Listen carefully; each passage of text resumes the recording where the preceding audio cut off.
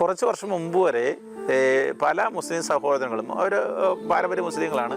ഇവർ ഹിന്ദു ക്രിസ്ത്യൻ വീടുകളിൽ നിന്ന് ഈ പാല് വാങ്ങി ഉപയോഗിച്ചിരുന്നു. ഒരു കുഴപ്പമുണ്ടായിരുന്നില്ല. ഈ അടുത്ത കാലത്ത് അതൊക്കെ നിഷിദ്ധമായി തീർന്നു. അതെങ്ങനെയാണ്? ഇതിനല്ലേ വർഗീയത എന്ന് പറയുന്നത്?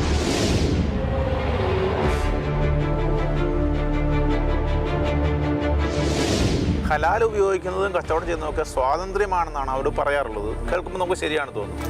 ഈ സ്വാതന്ത്ര്യത്തെക്കുറിച്ച് സംസാരിക്കുന്ന ആളുകൾ എന്തുകൊണ്ടാണ് അവരുടെ സ്ത്രീകൾക്ക് തന്നെ വസ്ത്ര സ്വാതന്ത്ര്യമോ അവരുടെ പ്രാർത്ഥനാലയമായ മോസ്കിൽ പ്രവേശനമോ അല്ലെങ്കിൽ പൊതുവേദികളിൽ പ്രത്യക്ഷപ്പെടാനായിട്ടുള്ള സ്വാതന്ത്ര്യമോ കൊടുക്കാത്തത്? അച്ഛാ, ഇന്ന് സമൂഹത്തിലെ പ്രത്യേകിച്ച് ക്രിസ്ത്യാനികൾക്കിടയിൽ ഉയർന്നു വരുന്ന ഒരു ക്വസ്റ്റ്യനാണ്, ഹലാൽ വസ്തുക്കൾ ഒരു ക്രിസ്ത്യാനിക്ക് അനുവദനീയമാണോ?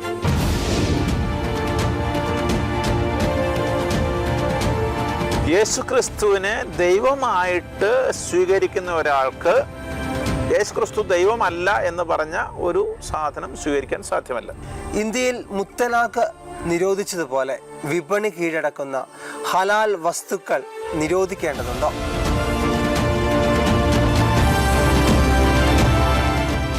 ഉത്തർപ്രദേശ് സർക്കാർ ഹലാൽ നിരോധിച്ചതിൻ്റെ ഭാഗമായി ഇന്ന് സാമൂഹ്യ മാധ്യമങ്ങളിൽ ചൂടുപിടിക്കുന്ന ഒരു വിഷയമാണ് ഹലാൽ ഉൽപ്പന്നങ്ങളും അതിൽ മറഞ്ഞിരിക്കുന്ന ചില നിഗൂഢതകളും. ഈ ഒരു സാഹചര്യത്തിൽ ഹലാൽ ഉൽപ്പന്നങ്ങൾ എന്താണെന്നും യഥാർത്ഥത്തിൽ ഇന്ത്യ പോലെയുള്ള മതേതര രാജ്യത്ത് ഒരു മതത്തിന് മാത്രം നിഷ്കർഷിക്കുന്ന ചില ആചാര രീതികൾ എന്തിനാണ് മറ്റുള്ള മതങ്ങളുടെ മേൽ അടിച്ചേൽപ്പിക്കുന്നതെന്നും വ്യക്തമായി ഇന്ന് നമ്മോട് സംസാരിക്കുന്നത് ഇന്നിൻ്റെ പ്രവാചക ശബ്ദമായ തറേക്കടവിലച്ഛനാണ്. അച്ഛനെ ഏറെ സ്നേഹത്തോടെ ഈ പ്രോഗ്രാമിലേക്ക് സ്വാഗതം ചെയ്യുന്നു. തുറന്നു പറഞ്ഞ തറേക്കടവിലച്ഛൻ. അച്ഛാ, ഉത്തർപ്രദേശിൽ ഹലാൽ നിരോധിക്കുകയുണ്ടായി.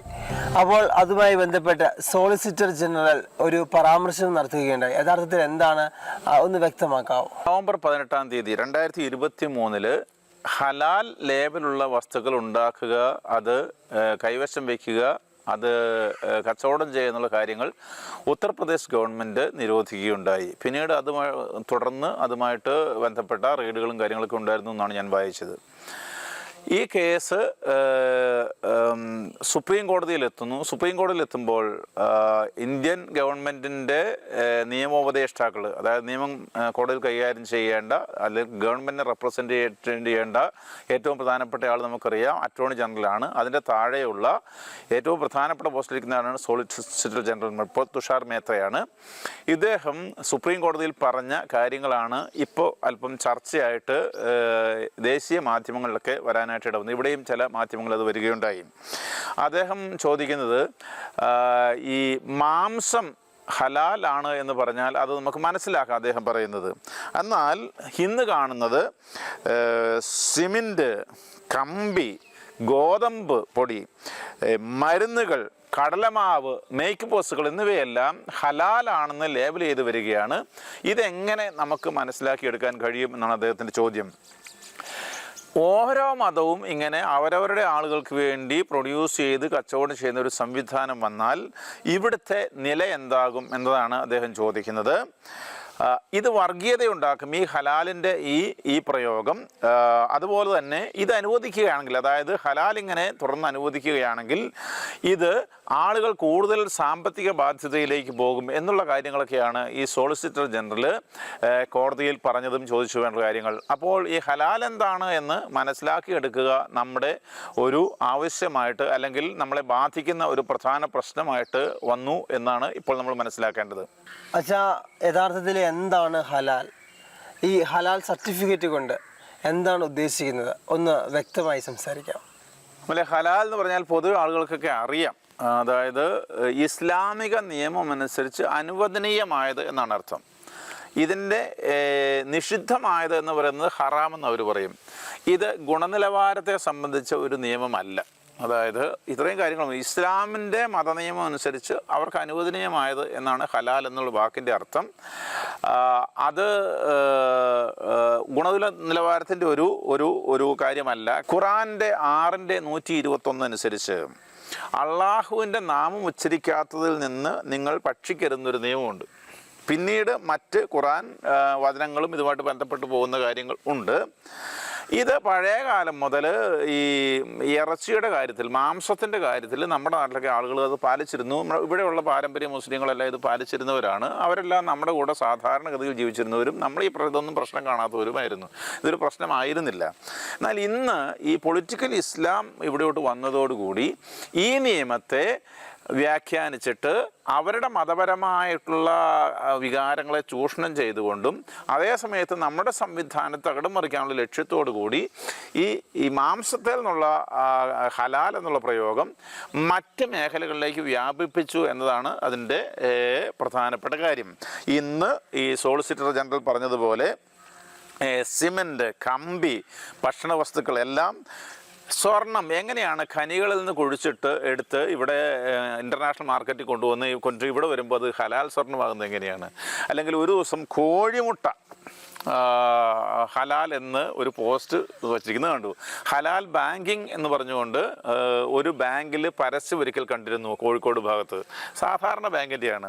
ഇനി മാത്രമല്ല, കേരളത്തിൽ ഹലാൽ ഫ്ലാറ്റ്സുകളുണ്ടെന്ന് പറയുന്നു. ഇനി ഹലാൽ ബാങ്കിങ് തന്നെ ഇവിടെ തുടങ്ങിയിട്ടുണ്ട്. മരുന്നുകൾ പോലും ഹലാലായിരിക്കണം എന്ന് ഇന്ന് പറഞ്ഞു വരികയാണ്. നാളെ നമ്മൾ വീടുകൾ, ബസ്സുകൾ, ട്രെയിനുകളെല്ലാം ഹലാലാകാൻ പോകുന്നതേ ഉള്ളൂ. കാരണം ഇതിങ്ങനെ എക്സ്റ്റെൻഡ് ചെയ്ത് വരികയാണ് ഈ പൊളിറ്റിക്കൽ ഇസ്ലാമിൻ്റെ അജണ്ട അനുസരിച്ച്. നമുക്കറിയാം, ഒരു 10-15 വർഷം മുമ്പ് ഇങ്ങനൊരു സംവിധാനം ഇവിടെ ഉണ്ടായിരുന്നതല്ല. അപ്പോൾ ഇതെങ്ങനെയാണ് ഈ കൈയടക്കി വരുന്നത് എന്ന് നമ്മൾ വായിച്ചെടുക്കണം. നമുക്കറിയാമല്ലോ, പൊളിറ്റിക്കൽ ഇസ്ലാം എന്ന് പറയുന്നത് ജനാധിപത്യത്തെ സ്വീകരിക്കുന്നില്ല. അതിനവർക്ക് അവരുടേതായ അടിസ്ഥാന കാരണങ്ങൾ അവർ പറയുന്നത് ഇതല്ല അള്ളാഹുവിൻ്റെ രാജ്യമാണ്, അതുകൊണ്ട് അള്ളാഹുവിൻ്റെ നിയമം അനുസരിച്ച് കാര്യങ്ങൾ നടക്കണമെന്നുള്ളതാണ്. അത് അവരുടെ നിയമം. ഇനി ഈ പൊളിറ്റിക്കൽ ഇസ്ലാം ഇങ്ങനെ എക്സ്റ്റെൻഡ് ചെയ്ത് വരുമ്പോൾ നമ്മുടെ ഇവിടെയുള്ള സംവിധാനങ്ങൾ അവർ സ്വീകരിക്കുന്നില്ല എന്ന് നമ്മൾ മനസ്സിലാക്കണം. ഇന്ത്യയിൽ, നമ്മുടെ നാട്ടിൽ ഈ ഭക്ഷണത്തിൻ്റെ സ്റ്റാൻഡേർഡും കാര്യങ്ങളും ഒക്കെ നിയമിക്കുന്നത് നിയമപരമായിട്ടുള്ള കാര്യങ്ങൾ അനുസരിച്ചാണ് നിശ്ചയിക്കുന്നത്. അത് food safety and standards act 2006 ആണ് അതിൻ്റെ അടിസ്ഥാനം. നമ്മൾ FSSAI എന്ന് കാണുന്ന ഒരു മാർക്ക് നമുക്ക് കാണാം. ഒരു വസ്തു ഒരു മാർക്കറ്റിൽ വരികയാണെങ്കിൽ അതിനെക്കുറിച്ച് ശാസ്ത്രീയമായിട്ട് പഠിച്ച് അത് വിശകലനം ചെയ്ത് അതിന് സർട്ടിഫിക്കറ്റ് കൊടുക്കുന്ന സംവിധാനമാണിത്. ഇത് ഭക്ഷണ സാധനങ്ങൾക്കാണെങ്കിൽ നമുക്ക് അഗ് മാർക്കുണ്ട്, അല്ലെങ്കിൽ മറ്റു വസ്തുക്കൾക്ക് ഈ കൺസ്ട്രക്ഷൻ കാര്യങ്ങളൊക്കെ ആണെങ്കിൽ ISI മാർക്കുണ്ട്. ഇങ്ങനെ ബിസ് കൊടുക്കുന്ന കുറേയധികം സർട്ടിഫിക്കറ്റുകളുണ്ട്. ഇതെല്ലാം ക്വാളിറ്റി ചെക്ക് ചെയ്ത് കൊടുക്കുന്നതാണ്. അതെല്ലാം ഇതിനോട് ചേർന്ന് നിൽക്കുന്ന സെഡാർ എന്ന് പറയുന്ന, അതായത് centre for emerging disease in agriculture and public health എന്ന് പറയുന്ന ഈ സംവിധാനങ്ങളെല്ലാം കൂടെ കൂടി വളരെ ശാസ്ത്രീയമായിട്ട് പ്രവർത്തിച്ചുകൊണ്ടിരിക്കുന്നതാണ്. ഒരു വസ്തു മാർക്കറ്റിൽ വന്നു കഴിഞ്ഞാൽ അത് മാർക്കറ്റിൽ എത്ര ആൾ നിൽക്കുന്നു, അതിൻ്റെ എക്സ്പയറി ഡേറ്റ് കഴിഞ്ഞാൽ തിരിച്ചു കൊണ്ടുപോകണം, ഇങ്ങനെയൊക്കെ ഒത്തിരി കാര്യങ്ങൾ നോക്കി ശാസ്ത്രീയമായിട്ട് പഠിച്ച് ഇതിനെല്ലാം സർട്ടിഫിക്കറ്റ്, ഗുണനിലവാരത്തിൻ്റെ സർട്ടിഫിക്കറ്റ് കൊടുക്കുന്ന, ക്വാളിറ്റി കൺട്രോൾ കൊടുക്കുന്ന സംവിധാനങ്ങൾ ഇന്ത്യയിലുണ്ട്. ഇത് സ്വീകാര്യമല്ലാത്തത് കൊണ്ടാണ് ഇവർ ഈ ഹലാൽ സർട്ടിഫിക്കറ്റ് എന്ന് പറഞ്ഞുകൊണ്ട് മറ്റൊരു സംവിധാനം കൊണ്ടുവരുന്നത്. ഈ ഹലാൽ സർട്ടിഫിക്കറ്റ് കൊടുക്കുന്ന കുറേ ഏജൻസികൾ ഇന്ന് ഇന്ത്യയിലുണ്ട്. ഹലാൽ ഇന്ത്യ പ്രൈവറ്റ് ലിമിറ്റഡ് ഉണ്ട്, ജമിയത്ത് ഉലമ ഈ ഹിന്ദ് ഹലാൽ ട്രസ്റ്റ് ഉണ്ട്, ഹലാൽ സർട്ടിഫിക്കേഷൻ സർവീസ് ഇന്ത്യ ഉണ്ട്. പിന്നെ പലതും ഈ ടൈപ്പ് ഏജൻസികൾ ഉണ്ടെന്നാണ് നമ്മൾ മീഡിയയിൽ നിന്ന് വായിച്ച് മനസ്സിലാക്കുന്നത്. മാത്രമല്ല, കൂടുതൽ ഉണ്ടാവുകയും ചെയ്യാം. ഇവർക്കൊന്നും ഔദ്യോഗികമായിട്ടുള്ള അംഗീകാരം ഉള്ളവരൊന്നുമല്ല. ഇവർ ഈ സർട്ടിഫിക്കറ്റ് കൊടുക്കുന്നതിൻ്റെ ഗുണനിലവാരം അനുസരിച്ചും അല്ല. കാരണം അങ്ങനെയുള്ള സംവിധാനങ്ങളിലല്ല അത് വർക്ക് ചെയ്യുന്നത്. ഇവിടെ സർട്ടിഫിക്കറ്റ് ചെയ്യണമെങ്കിൽ എന്ത് ചെയ്യണം? ഈ സർട്ടിഫിക്കറ്റ് കിട്ടേണ്ട ആവശ്യം നമുക്ക് വരുന്നത് എപ്പോഴെന്ന് ചോദിച്ചാൽ, ഇപ്പോൾ ഒരു സ്ഥലത്ത് ഒരു കടയുണ്ടെന്ന് വിചാരിക്കുക. ഈ കടയിൽ പല ആളുകളുടെ കടയുണ്ടെങ്കിൽ അവിടെ ഹലാൽ എന്ന് എഴുതി വയ്ക്കുകയാണെങ്കിൽ, ഒരാൾ എഴുതി വയ്ക്കുകയാണെങ്കിൽ, ആ സ്ഥലത്തുള്ള ഈ മുസ്ലിം ജനതയെല്ലാം അവിടേക്ക് പോകാനായിട്ട് സാധാരണഗതിയിൽ മതപരമായിട്ടുള്ളൊരു വികാരത്തിൽ നിർബന്ധിക്കപ്പെടും. അത് സ്വാഭാവികമായിട്ട് അവരവരുടെ മതത്തിൽ ഉണ്ടാക്കിയിരിക്കുന്ന ഒരു വൈകാരികമായിട്ടൊരു ചിന്തയാണ്. കാരണം അള്ളാഹുവിൻ്റെ ഒരു ആളാണ്, അള്ളാഹുവിൻ്റെ ഒരു കടയാണെന്നൊക്കെയുള്ള അർത്ഥത്തിൽ. അങ്ങനെ വരുമ്പോൾ ഒരാൾ സർട്ടിഫിക്കറ്റ് അവിടെ വെച്ചാൽ ആ പ്രദേശത്തുള്ള കച്ചവടങ്ങളെല്ലാം, ഇവരുടെ ആളുകളുടെ കച്ചവടങ്ങളെല്ലാം അവിടെ കേന്ദ്രീകരിക്കപ്പെടും എന്നുള്ളത് സ്വാഭാവികം. മറ്റുള്ള ആളുകൾ ഇതിനെക്കുറിച്ച് ശ്രദ്ധിക്കാതെ പോകുന്നത് കൊണ്ട് തന്നെ ഈ കച്ചവടം വളരുകയും മറ്റുള്ളവരുടെ തകർന്നു പോവുകയും ചെയ്യും. അതിനാണ് ഹലാൽ എന്ന് പറയുന്ന ഈ സ്ട്രാറ്റജി ഉപയോഗിക്കുന്നത്. ഈ ഹലാൽ സർട്ടിഫിക്കറ്റ് കിട്ടാൻ എന്ത് ചെയ്യണം? നമ്മൾ ഈ പറഞ്ഞ പ്രൈവറ്റ് ആയിട്ടുള്ള മതപരമായിട്ടുള്ള ഈ ഏജൻസികളോട് ഗവൺമെൻറ്റിനോട് ചോദിക്കണം, അപേക്ഷ കൊടുക്കണം, അവർക്ക് ഫീസ് അടയ്ക്കണം. ഫീസ് അടച്ചു കഴിയുമ്പോൾ അവർ ചെയ്യുന്നത് എന്താണ്? നിങ്ങൾ ഇത് പ്രൊഡ്യൂസ് ചെയ്യുന്ന സ്ഥലത്ത് ഒക്കെ വന്ന് അത് ചെക്ക് ചെയ്യുന്നു. അതായത് നിയമം അവരുടെ നിയമം അനുസരിച്ചുള്ളതാണോ എന്നവർ ഉറപ്പുവരുത്തുന്നു. ഉണ്ടാക്കുന്ന വസ്തുക്കൾ, അത് ഇപ്പോൾ ഒരു പ്രൊഡക്ഷൻ യൂണിറ്റ് ആണെങ്കിൽ അതിനകത്ത് ഉണ്ടാക്കുന്ന വസ്തുക്കൾ അതിൻ്റെ എല്ലാ നിലയിലും ഇവരുടെ നിയമം പാലിച്ചിട്ടുണ്ട്, എല്ലാം കൃത്യമായിട്ട് മനസ്സിലാക്കാം എന്ന് വ്യക്തത വരുത്തുന്നു. ഏതൊക്കെ വസ്തുക്കൾ, അസംസ്കൃത വസ്തുക്കളാണ് ഇതിനു വേണ്ടി ഉപയോഗിക്കുന്നത് എന്ന് കൃത്യമായ വിവരം അവർക്ക് നൽകണം. നിങ്ങളൊരു വസ്തു ഉണ്ടാക്കുകയാണെങ്കിൽ അതിൻ്റെ അസംസ്കൃത വസ്തുക്കളൊക്കെ എവിടെ നിന്നാണ് മേടിച്ചിരിക്കുന്നതെന്നൊക്കെ ഉറപ്പുവരുത്തണം. ഇതിൻ്റെയൊക്കെ പുറകുള്ള ചിന്ത എന്താണെന്ന് നിങ്ങൾക്ക് അറിയാമെന്ന് ഞാൻ കരുതുകയാണ്. ഇതിനകത്ത് ഒരിക്കലും ഹലാലല്ലാത്ത വസ്തുക്കൾ ഉപയോഗിക്കരുത് എന്നുള്ളതാണ് അടുത്ത പദ്ധതി. ഇതെല്ലാം പാലിക്കുകയാണെങ്കിൽ അവരൊരു സർട്ടിഫിക്കറ്റ് തരും. പൈസ അടച്ചു കഴിയുമ്പോൾ സ്വാഭാവികമായിട്ടും ഇങ്ങനെ പൈസ അടച്ച് മേടിക്കുന്ന സർട്ടിഫിക്കറ്റ് ആകുന്നത് കൊണ്ട് തന്നെ ഈ വസ്തുക്കളുടെ വില കൂടും എന്നുള്ളതൊരു സ്വാഭാവികം. അപ്പോൾ ഇവിടെയുള്ള നമ്മുടെ സാധാരണ, നമുക്കറിയാമല്ലോ, കച്ചവടങ്ങളിലേക്കൊക്കെ നോക്കിയാൽ ഈ അടുത്ത കാലത്ത് ഈ കേരളത്തിൽ വന്ന വ്യത്യാസം നമുക്കറിയാവുന്നതാണ്. ഇത് വലിയൊരു ബാധ്യത ജനത്തിന് മുകളിൽ, സോളിസിറ്റർ ജനറൽ പറഞ്ഞതുപോലെ സാമ്പത്തിക ബാധ്യത കെട്ടിവെക്കുന്നതാണ്. അതേസമയം തന്നെ ഒരു മതവിഭാഗം മറ്റുള്ളവരെ ഇങ്ങനെ ഈ മാർക്കറ്റിൽ നിന്ന് പുറത്താക്കാനായിട്ടുള്ള ഒരു ശ്രമം നടത്തുന്നതായിട്ടാണ് നമ്മൾ നോക്കുമ്പോൾ മനസ്സിലാകുന്നത്. അച്ഛാ, ഹലാൽ യഥാർത്ഥത്തിൽ പണ്ട് കാലത്ത് ഒരു പ്രശ്നമുള്ള സാഹചര്യം സൃഷ്ടിച്ചില്ല. ഈ സാഹചര്യങ്ങളിൽ, പ്രത്യേകിച്ച് ഈ ഒരു കാലഘട്ടത്തിൽ ഹലാലൊരു നിരോധിക്കപ്പെടുന്ന ഒരു സാഹചര്യം വരുന്നു, അതൊരു വിവാദമായിക്കൊണ്ടിരിക്കുന്ന ഒരു സംഗതിയായി മാറിക്കൊണ്ടിരിക്കുകയാണ്. യഥാർത്ഥത്തിൽ ഇതിൻ്റെ പിന്നിൽ ഒരു പൊളിറ്റിക്കൽ അജണ്ട ഉണ്ടോ? എന്താണ് ഒന്ന് വ്യക്തമായി സംസാരിക്കാമോ? അള്ളാഹുവിൻ്റെ നാമം ഉച്ചരിക്കപ്പെടാത്തതിൽ നിന്ന് നിങ്ങൾ ഭക്ഷിക്കരുതെന്ന് നമ്മൾ നേരത്തെ പറഞ്ഞ ഖുറാൻ 6:121 അനുസരിച്ചാണ് നമ്മുടെ പഴയ ഇവിടെയുള്ള മുസ്ലിങ്ങൾ, പാരമ്പര്യ മുസ്ലിങ്ങളൊക്കെ ഈ ഹലാൽ ചെയ്തിരുന്നത്. അതാണ് മാംസത്തിൻ്റെ കാര്യത്തിൽ ചെയ്തിരുന്ന കാര്യം. മാത്രമല്ല ഇതിനോട് ചേർന്ന് പോകുന്ന മറ്റ് ചില ഖുറാൻ വചനങ്ങളും ഉണ്ട്. അതായത് ഖുറാൻ 6:145, 2:173, 5:3 ഇതൊക്കെ ആവർത്തിച്ച് പറയുന്നൊരു കാര്യമുണ്ട്. അതായത് അള്ളാഹുവിൻ്റെ പേരുച്ചരിച്ച് അറുത്ത് രക്തം മുഴുവൻ വാർന്നൊഴുകിപ്പോയത് അതിൽ നിന്ന് മാത്രമേ ഭക്ഷിക്കാവൂ എന്നുള്ളതാണ്. രക്തം നജിസാണ്, അത് അശുദ്ധമാണ്, അത് കഴിക്കരുത് എന്നതാണ് നിയമം.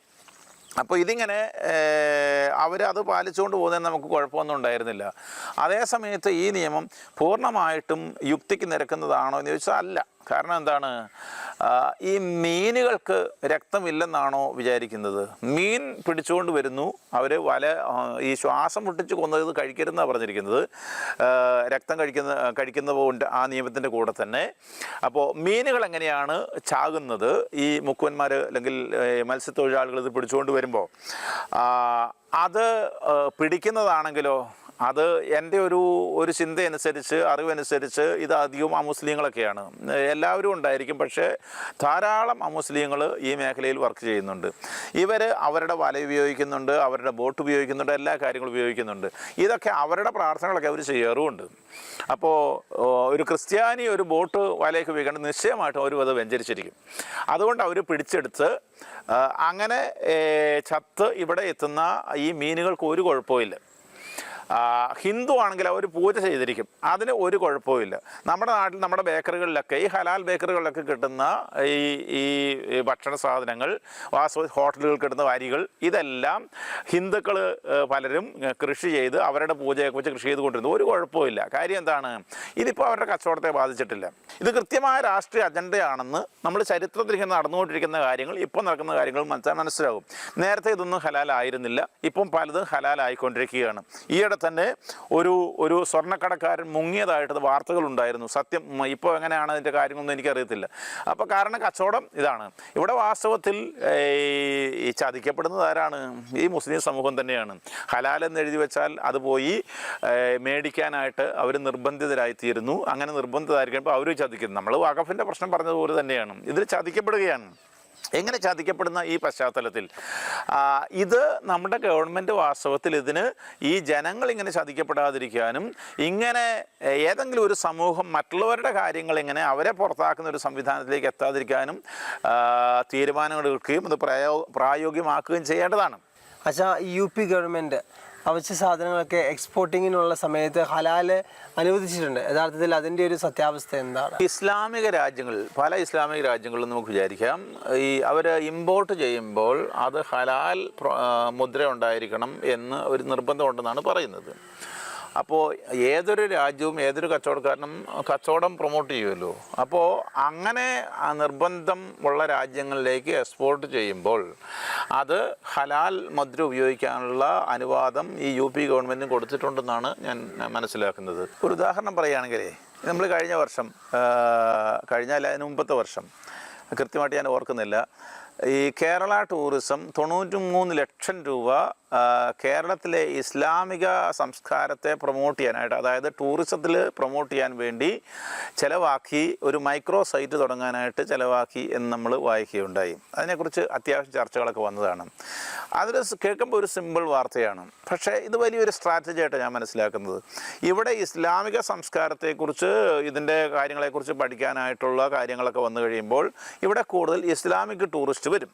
ഇസ്ലാമിക് ടൂറിസ്റ്റ് വന്നു കഴിഞ്ഞാൽ ഇവിടെയുള്ള ഹോട്ടലുകളും കാര്യങ്ങളും ഒക്കെ എന്തായിരിക്കണം? ഹലാലായിരിക്കണം.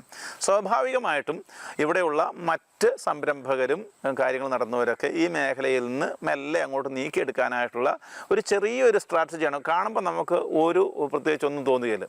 അപ്പോൾ ഈ ഹലാൽ എന്നുള്ള സർട്ടിഫിക്കറ്റ് ഇങ്ങനെ കൊടുക്കുക എന്നുള്ളതിലൂടെ ഒരു കച്ചവടത്തിൽ ഹലാലാക്കി കൊണ്ടുവരികയാണെങ്കിൽ കാര്യം ഇതാണ്, പുറകോട്ട് നമ്മൾ പോകുമ്പോൾ സാവധാനം ഇത് മുഴുവനും കൊണ്ടുവരാൻ കഴിയും. ഉദാഹരണം പറയുകയാണെങ്കിൽ, ബേക്കറി ഹലാലാക്കുക എന്ന് വിചാരിക്കുക. ഹലാലാക്കുകയാണെങ്കിൽ പിന്നെ അവർ വന്ന് ചെക്ക് ചെയ്യുമ്പോൾ ഇതിനുള്ള പൊടി എവിടെ നിന്നാണ് മേടിക്കുന്നത്, ഇതിനുള്ള എണ്ണ എവിടെ നിന്നാണ് മേടിക്കുന്നത്, ഇതിനുള്ള കാര്യങ്ങളെല്ലാം ചെക്ക് ചെയ്യും.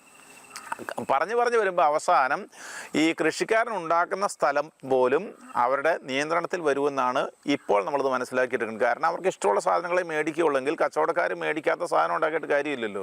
ഇത് മുഴുവനും ഇങ്ങനെ ഒരു അപകടകരമായ രീതിയിൽ മുമ്പോട്ട് പോയിക്കൊണ്ടിരിക്കുകയാണ്. അതായത് മുഴുവൻ സംവിധാനങ്ങളെ നിയന്ത്രിക്കാൻ കഴിയുന്ന വിധത്തിലാണ് ഈ സാധനം കയറി വന്നുകൊണ്ടിരിക്കുന്നത്. ഇതിനെക്കുറിച്ച് പൊതുജനത്തിന് വലിയ ഒരു കാഴ്ചപ്പാടോട്ട് ഇല്ലതാനും. ഇത് നമ്മുടെ നാട്ടിൽ കൂടെ അധികം കാലമായിട്ട് ഈ കാര്യങ്ങൾ നടക്കുന്നുണ്ട് എന്നുള്ള കാര്യം ഓർത്തുകൊണ്ടിരിക്കണം. ഉദാഹരണം പറഞ്ഞാൽ, ഒരു സുഹൃത്ത് എന്നോട് പറഞ്ഞ ഒരു കാര്യമാണ്, അവരുടെ വീട്ടിൽ പഴയ കാലത്ത് ചുറ്റുമുള്ളവരൊക്കെ വന്ന് പാല് മേടിക്കുന്ന സംവിധാനം ഉണ്ടായിരുന്നു. ഈ പാല് മേടിക്കുന്ന കൂട്ടത്തിൽ ഈ പറയുന്ന മുസ്ലിം സഹോദരന്മാരൊക്കെ ഉണ്ടായിരുന്നു. ഒരു കുഴപ്പം ഉണ്ടായിരുന്നില്ല. മാത്രമല്ല ഇവർ പലപ്പോഴും പാവപ്പെട്ടവരായിരുന്നുകൊണ്ട് ഇവരുടെ ഓശാരം പറ്റിയൊക്കെ ജീവിച്ചിരുന്നവരുമാണ്. എന്നാൽ കുറച്ച് നാൾ കഴിഞ്ഞപ്പോൾ, അതല്ലെങ്കിൽ അടുത്ത കാലത്ത് അവർ പാല് മേടേണ്ടത് നിർത്തി. എന്തുകൊണ്ടാണ് എന്ന് ചോദിച്ചപ്പോൾ അവർ പറഞ്ഞു, അവിടെ പട്ടിയുള്ളത് കൊണ്ടാണ്, അത് നമുക്ക് ഉപയോഗിക്കാൻ പറ്റിയാൽ ഹലാലാണെന്ന് പറഞ്ഞു. അപ്പോൾ ഇങ്ങനെ ഓരോ പുതിയ കാര്യങ്ങൾ പറഞ്ഞിട്ട് ഇങ്ങനെയുള്ള ആളുകളെ പുറത്താക്കുക, അവിടേക്ക് പുതിയ സംവിധാനങ്ങൾ വരിക. അപ്പോൾ നമ്മുടെ നാട്ടിൽ എല്ലാം ഹലാലായി വരികയാണെന്ന് കാര്യം ആലോചിച്ച് നോക്കുക. എല്ലാം ഹലാലായിരിക്കണം, നമ്മൾ വണ്ടി ഹലാലായിരിക്കണം എന്നൊക്കെ പറഞ്ഞാൽ എന്ത് ചെയ്യും? ഇപ്പോൾ സ്വർണം ഹലാലാക്കിയവർക്ക് വാഹനങ്ങൾ ഹലാലാക്കുന്നതിനോ ഈ ട്രാൻസ്പോർട്ട് ചെയ്യുന്ന, അതായത് ഒരു സ്ഥലത്ത് കൃഷി ചെയ്യുന്ന സാധനം കയറ്റിക്കൊണ്ട് വരുന്ന വാഹനങ്ങൾ ഹലാലായിരിക്കണമെന്ന് പറയാനൊന്നും ഒരു ബുദ്ധിമുട്ടുണ്ടാകുമെന്ന് ഞാൻ കരുതുന്നില്ല. അപ്പോൾ ഇത് വലിയൊരു സ്ട്രാറ്റജിയുടെ ഭാഗമാണ്. ഈ സ്ട്രാറ്റജി മനസ്സിലാക്കി ഇവിടെയുള്ള ഭരണാധികാരികൾ, നമ്മുടെ ഭരണാധികാരി ഇതിന് മിടുക്കന്മാരല്ലെന്ന് നമുക്കറിയാമല്ലോ. ഇവിടെ റിസർവ് ബാങ്ക് ഇസ്ലാമിക് ബാങ്കിങ് പറ്റുകയില്ല, അനുവാദം കൊടുക്കാതെ ഇവിടെ നമ്മൾ അത് തുടങ്ങിയ ഒരാൾക്കാരാണ്. നമ്മൾ 2011 ഞാൻ വിചാരിക്കുന്നത് ഇവിടെ അങ്ങനെ ബാങ്കിങ് തുടങ്ങുന്ന കാര്യമൊക്കെ വാർത്തകൾ കാണുകയുണ്ടായി. അപ്പോൾ ഇത് ജനങ്ങൾ ശ്രദ്ധിക്കേണ്ട കാര്യമാണ് എന്ന് മാത്രം, വലിയൊരു അപകടം ഇങ്ങനെ നിൽക്കുന്നതാണ് എന്നാണ് ലിസ്റ്റുകൾ, പുതിയ ഹലാൽ ലിസ്റ്റുകൾ കാണിക്കുന്നത് എന്ന് മാത്രമാണ് ഞാൻ അനുസ്മരിപ്പിക്കുന്നത്. അതുപോലെ നമ്മൾ കഴിഞ്ഞ റമദാനാണോ അതിന് മുമ്പത്തെയാണോ ഞാൻ ഓർക്കുന്നില്ല, ഒരു വീഡിയോ വന്നത് ഓർക്കുന്നുണ്ടോ? നോമ്പിൻ്റെ സമയത്ത്, അതായത് റമദാൻ നോമ്പിൻ്റെ സമയത്ത് ഭക്ഷണം പകൽ വിളമ്പുക എന്നുള്ളത് വളരെ ഡേഞ്ചറാണ്. അതിൽ മുസ്ലിം അമുസ്ലിം ഒന്നും ഇല്ല എന്നൊരാൾ പ്രസംഗിച്ച് വിടുന്നത് കേട്ടായിരുന്നു. അത് പറ്റില്ല എന്ന് പറഞ്ഞാൽ സമൂഹത്തിലെല്ലാവരും, ഹിന്ദുവും ക്രിസ്ത്യാനിയും ഒക്കെ ഇതനുസരിച്ചോളണമെന്നാണ് മനസ്സിലിരിക്കുന്നത്. ഇതൊരു വലിയ അപകടകരമായിട്ടുള്ള, നമ്മുടെ സ്വാതന്ത്ര്യം മുഴുവൻ ഹനിച്ചു കളയുന്ന. ഞാൻ ഒരിക്കലും ട്രെയിൻ യാത്ര ചെയ്യുമ്പോൾ ഒരാൾ പറയുകയുണ്ടായി, ഞങ്ങളുടെ അവിടെ ചെന്ന് മലപ്പുറം, അയാളുടെ ഹിന്ദുവാണ്, മലപ്പുറംകാരനാണ്, അവിടെ ഒന്ന് എല്ലാം ക്ലോസ്ഡ് ആണെന്ന് പറയും. അത് വളരെ, അയാൾക്ക് ഈ ഹിന്ദു വിശ്വാസമുള്ള ഒരാളല്ല, പക്ഷേ അത് എനിക്ക് സ്വീകരിക്കാൻ പറ്റുന്നില്ല എന്നൊക്കെ അയാൾ പറഞ്ഞ് ഞാൻ ഓർക്കുന്നു. ഇല്ലെങ്കിൽ നമ്മൾ ഈ ഒരു വീഡിയോ, മനോരമയുടെ വീഡിയോ തന്നെയാണ്, നെറ്റിൽ കിടപ്പുണ്ട്, നമ്മൾ അന്ന് എല്ലാവരും കേട്ടതാണ്. അതായത് ഈരാറ്റുപേട്ടയിൽ ഒരു കൾച്ചറൽ പ്രോഗ്രാം നടക്കുന്ന അവസരത്തിൽ ഇനി മറ്റു പാട്ട് പാടിയാൽ അടിക്കും എന്ന് പറഞ്ഞുകൊണ്ട് ഒരു വീഡിയോ വരുന്നത്. അതായത് മുസ്ലിം പാട്ട് പാടിയാൽ മതി എന്ന് അവരങ്ങ് നിശ്ചയിക്കുകയാണ് പൊതുപരിപാടികളിൽ. ഇങ്ങനൊരു സംവിധാനം, അത് ഹലാൽ മ്യൂസിക് ആയിരിക്കണം എന്നുള്ളതാണ് ചിന്ത. ഇങ്ങനെ ജീവിതത്തിലെ എല്ലാ മേഖലയിലും നമ്മുടെ നാട്ടിൽ നടന്നുകൊണ്ടിരിക്കുന്ന കാര്യങ്ങളാണ്. ഞാൻ പറഞ്ഞല്ലോ, ഇവിടെ ഇതെല്ലാം ഇങ്ങനെ നമ്മുടെ അധികാരികൾ സഹായിച്ചുകൊണ്ടിരിക്കുകയാണ്. ജനത്തിന് അതിനെക്കുറിച്ച് വലിയൊരു അവബോധം ഇല്ലതാനും. അത് അവബോധമുള്ള ആളുകൾ ഇന്ത്യയിലുണ്ടെന്ന് നമുക്ക് ചിന്തിക്കാനേ സാധ്യതയുള്ളൂ. അച്ഛാ, ഒരു ക്രിസ്ത്യാനിക്ക് ഈ ഹലാൽ ഭക്ഷണം, ഹലാൽ ഉൽപ്പന്നങ്ങൾ, അതുമായിട്ട് ബന്ധപ്പെട്ട് എങ്ങനെ മുന്നോട്ട് പോകാൻ സാധിക്കും? അതൊരു പ്രധാനപ്പെട്ട ചോദ്യം. നമ്മൾ ശ്രദ്ധിക്കേണ്ടതും ഇനിയും ആളുകൾക്ക് അവബോധമില്ലാത്തതുമായിട്ടുള്ള ചോദ്യമാണ്. ക്രിസ്ത്യാനി ഹലാൽ ഭക്ഷിക്കാമോ? ഒറ്റ വാക്കിൽ പറഞ്ഞാൽ ഇല്ല. അല്ലെങ്കിൽ ഭക്ഷിക്കുന്ന ക്രിസ്ത്യാനിയാണെന്ന് വെച്ചാൽ അല്ല. അതിപ്പോൾ ആരും ആയിക്കോട്ടെ. നമ്മുടെ ദൈവത്തെ നിഷേധിച്ച ഒരു സാധനം, നമ്മുടെ ദൈവം നിഷേധിച്ചതാണ് ഞാൻ പറയുന്നത്, പൂജയുടെ കാര്യമല്ല. നിഷേധിച്ച ഒരു വസ്തു സ്വീകരിച്ചിട്ട് നമ്മൾ ദൈവത്തെ സ്വീകരിക്കുന്നു എന്ന് പറയുന്നത് അർത്ഥമില്ല. എല്ലാ ദിവസവും ദേവാലയത്തിൽ പോയിട്ട് കർത്താവിനെ ആരാധിച്ചതിന് ശേഷം പുറത്തിറങ്ങി വന്നിട്ട് നേരെ ഇതിന് വിപരീതമായിട്ട് കർത്താവിന് നിഷേധം നടത്തുന്ന ആളുകൾ പലരെയും ഉണ്ട് എന്ന് പറഞ്ഞു കേൾക്കാറുണ്ട്. ഇത് ശ്രദ്ധിക്കണം. നോമ്പെടുക്കാനായിട്ട് തീക്ഷ്ണത കാണിക്കുന്ന ക്രിസ്ത്യാനി എന്തുകൊണ്ടാണ് ക്രിസ്തുവിന് വേണ്ടി ഇത്രയും ചെറിയ ഒരു ദൈവനിഷേധ കാര്യം മാറ്റിവെക്കാനായിട്ട് ബുദ്ധിമുട്ട് അനുഭവിക്കുന്നതാണ് എനിക്ക് മനസ്സിലാകാത്തത്. ഇനി ചില ആളുകൾ ഇതിന് ഈ പൗലോസിനെ കോട്ട് ചെയ്തുകൊണ്ട് വരും. അത് വളരെ മോശമായിട്ട് വചനം വ്യാഖ്യാനിക്കുന്നതിൻ്റെ ഭാഗമാണ്. ഒന്നാമത്തെ കാര്യം, ഈ 1-ാം നൂറ്റാണ്ടിൽ ഈ ഹലാൽ എന്നുള്ള പ്രശ്നമുള്ളൊരു സമയത്തല്ല പൗലോസ് സംസാരിക്കുന്നത്. പൗലോസ് സംസാരിക്കുന്ന പശ്ചാത്തലം വേറെയാണ്. മാത്രമല്ല, പൗലോസിനെ വായിക്കുന്നവർ കൊറിന്തോസ് ലേഖനം 1-ാം ലേഖനം 8-ാം അധ്യായം മാത്രം വായിച്ചാൽ പോലെ 10-ാം അധ്യായം വായിക്കണം, മുഴുവൻ വായിക്കണമല്ലോ. പിന്നെ പൗലോസിന് മുഴുവൻ കാഴ്ചപ്പാട്, പൗലോസ് മാംസം ഭക്ഷിക്കുകയില്ലെന്ന് തീരുമാനിച്ചയാളാണ്. അതുകൊണ്ട് പൗലോസിനെ മുഴുവൻ വായിച്ചതിന് ശേഷമേ പൗലോസിനെ കോട്ട് ചെയ്തുകൊണ്ട് സംസാരിക്കാവൂ. അതായത് പൗലോസ് ചിന്തിക്കാത്ത കാര്യങ്ങൾ നമ്മൾ പറഞ്ഞു കൂട്ടി വെക്കരുത്. പൗലോസിൻ്റെ കാലശേഷം 6 നൂറ്റാണ്ട് കഴിഞ്ഞിട്ടാണല്ലോ ഈ സംവിധാനം വരുന്നത്. അതുകൊണ്ട് ഇതിനുള്ളൊരു ഉത്തരമല്ല പൗലോസ്. 2, കൊറിന്തോസിലുണ്ടായിരുന്ന പ്രശ്നം എന്താണ്? കൊറിന്തോസിലുണ്ടായിരുന്നത് 2 തരം ക്രിസ്ത്യാനികളാണ്. ഒന്ന്, യഹൂദ മതത്തിൽ നിന്ന് വിശ്വാസം സ്വീകരിച്ചിട്ട് ക്രിസ്ത്യാനിയായിട്ട് കൃത്യമായിട്ടുള്ള പഴയ നിയമത്തിൻ്റെ നിയമങ്ങളെല്ലാം പാലിച്ചു വന്ന, കോഷർ നിയമങ്ങൾ പാലിച്ചു വന്നിരുന്ന ക്രിസ്ത്യാനികളാണ്. അവർ മറ്റ് മാംസം ഭക്ഷിച്ചിരുന്നില്ല. അതേ സമയത്ത് പൗലോസിൻ്റെ സഭയിലേക്ക് കടന്നു വന്ന വിജാതീയ ക്രിസ്ത്യാനികളായിരുന്നു ഇവർ. കൊറിന്തോസിലെ പശ്ചാത്തലത്തിൽ അവിടെ അവരുടെ രീതി അനുസരിച്ച് ഇടയ്ക്കിടയ്ക്ക് ഇങ്ങനെ അമ്പലങ്ങളുമായിട്ട് ബന്ധപ്പെട്ട് വലിയ ആഘോഷങ്ങൾ നടത്താറുണ്ട്. അതിനവർ പൂജകൾ ചെയ്യാറുണ്ട്. അതിനുശേഷം മിച്ചം വരുന്ന മാംസം അവർ ചന്തയിൽ വിൽക്കാറുണ്ട്. അങ്ങനെ വിൽക്കുന്ന മാംസം സാധാരണഗതിയിൽ മേടിച്ച് ഭക്ഷിച്ചിരുന്ന ആളുകളാണ് ഇവർ. അപ്പോൾ അത് ഭക്ഷിക്കാമോ ഇല്ലയോ എന്ന് ചോദിക്കുമ്പോൾ പൗലോസ് സ്വാഭാവികമായിട്ടും ഈ യഹൂദരുടെ പ്രധാനപ്പെട്ട നിയമമായിരുന്നല്ലോ ഈ സർക്കംസിഷൻ എന്ന് പറയുന്നത്, അത് ക്രിസ്ത്യാനി ആകുമ്പോൾ ക്രിസ്തുവിൽ വിശ്വസിക്കുന്നതാണ് പരമപ്രധാനം എന്നുള്ള അർത്ഥത്തിൽ അത് നമുക്കിനി ആവശ്യമില്ല എന്ന് ഈശോയുടെ വചനത്തിൽ അടിസ്ഥാനപ്പെടുത്തിയും വിശ്വാസം കർത്താവിൻ്റെ കുരിശുമരണത്തിലാണ് രക്ഷ എന്നുള്ള സത്യത്തെ ഉറപ്പിച്ച് പറഞ്ഞുകൊണ്ടും ഈ സർക്കംസിഷൻ വേണ്ടത് വെച്ചതുപോലെ തന്നെ ഇവിടെയും പൗലോസ് പറഞ്ഞു, അതിനെക്കുറിച്ച് നിങ്ങൾ വലിയ കൺസേൺഡ് ആകണ്ട. അവർ ഈ ക്രിസ്ത്യാനികൾ, ഈ ആളുകൾ മാനസാന്തരപ്പെട്ട് ക്രിസ്തുവിൽ വിശ്വസിച്ച് വന്നവരാണ്. അവരങ്ങനെ ആ മാംസം മേടിച്ച് ഭക്ഷിക്കുന്നതിൽ പ്രത്യേകിച്ച് കാര്യമൊന്നുമില്ല. അത് പ്രത്യേകിച്ച് നമ്മുടെ ഒരു ചിന്തയാകേണ്ട കാര്യമില്ല എന്ന് അവിടുത്തെ സാഹചര്യത്തിൽ പറഞ്ഞൊരു കാര്യമാണ്. ഇന്നത് ക്രിസ്തു നിഷേധമാണെന്ന് അറിഞ്ഞിട്ടും അത് മേടിച്ച് കഴിക്കാനായിട്ട് ഈ ടെസ്റ്റ് ദുരുപയോഗിക്കുന്നതാണ് ക്രിസ്ത്യാനി നമ്മൾ കാണുന്നത്. ഇത് വളരെ വളരെ വചനത്തിൽ വെള്ളം ചേർത്ത് എങ്ങനെ ഇതിനെ ഒരു ഇല്ലായ്മയിലേക്ക് നയിക്കാമെന്ന് കൊണ്ടുപോകുന്ന ആളുകളുടെ ചിന്തയാണ് ഹലാൽ ഉപയോഗിക്കുക എന്ന് പറയുന്നത്. കൂടോത്രം ഏക്കുമെന്ന് വിശ്വസിക്കുന്നുണ്ടോ എങ്കിൽ ഹലാൽ ഭക്ഷിച്ചാൽ നിങ്ങളുടെ കുടുംബവും നിങ്ങളുടെ കച്ചവടങ്ങളോ അല്ലെങ്കിൽ നിങ്ങളുടെ സ്ഥാപനങ്ങളെല്ലാം ഹലാൽ വരുന്ന സ്ഥലം ക്രിസ്തു നിഷേധത്തിൻ്റെ സ്ഥലമാണ്. അതുകൊണ്ട് തന്നെ അത് നഷ്ടമാകുമെന്ന് തന്നെ ഉറപ്പിച്ച് പറയാനായിട്ട് ഞാൻ ആഗ്രഹിക്കുകയാണ്. യഥാർത്ഥത്തിൽ ഹലാൽ വസ്തുക്കൾ ഒരു ക്രിസ്ത്യാനിക്ക് അനുവദനീയമാണോ എന്ന്, അതുപോലെ തന്നെ പൊളിറ്റിക്കൽ ഇസ്ലാമിൻ്റെ ചില ഗൂഢതന്ത്രങ്ങളെക്കുറിച്ചും നമ്മോട് പങ്കുവെച്ച ബഹുമാനപ്പെട്ട തറയക്കടവിൽ അച്ഛന് ഏറെ സ്നേഹത്തോടെ എല്ലാ പ്രേക്ഷകരുടെ പേരിലും നന്ദി പറയുന്നു.